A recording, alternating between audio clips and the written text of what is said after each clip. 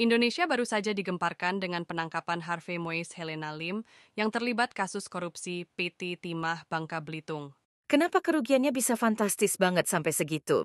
Nah, 271 triliun itu bukan literally dari uang, tapi bentuknya adalah kerugian. Biaya pemulihan lingkungan, senilai 12,1 triliun rupiah, terus kerugian ekonomi, lingkungan 74,4 triliun rupiah, dan kerugian ekologis, 183,7 triliun rupiah.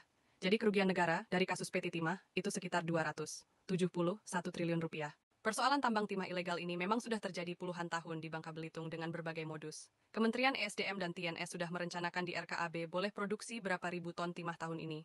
Misalnya 50 ribu ton, tapi tidak sampai target karena banyak diambil oleh penambang ilegal, baik smelter swasta maupun penambangan rakyat yang jual hasilnya ke perusahaan juga.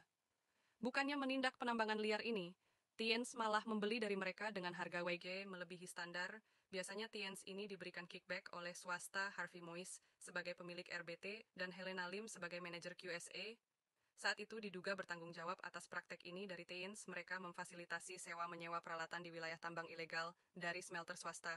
Mereka meminta penyaluran dana CSA, alhasil produksi TNS turun drastis dari 60 ribu ton pada tahun 2019 ke 20 ribu ton pada tahun 2023. Literasi digital penting bagi kehidupan sehari-hari.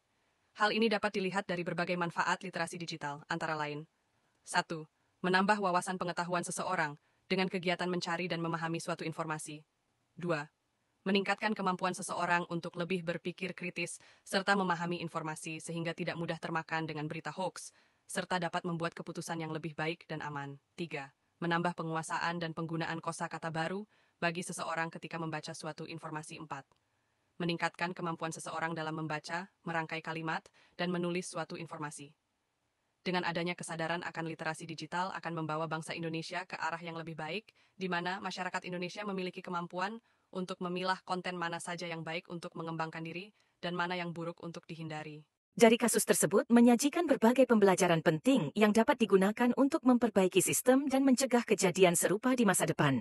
Salah satu hal yang harus dipelajari adalah pentingnya transparansi dan akuntabilitas dalam setiap proses penambangan, penjualan, dan distribusi timah. Selain itu, pemerintah perlu memperketat regulasi terkait penambangan dan ekspor timah, serta melakukan pengawasan yang lebih ketat. Penegakan hukum yang tegas tanpa pandang bulu juga penting untuk memberikan efek jera kepada pelaku korupsi.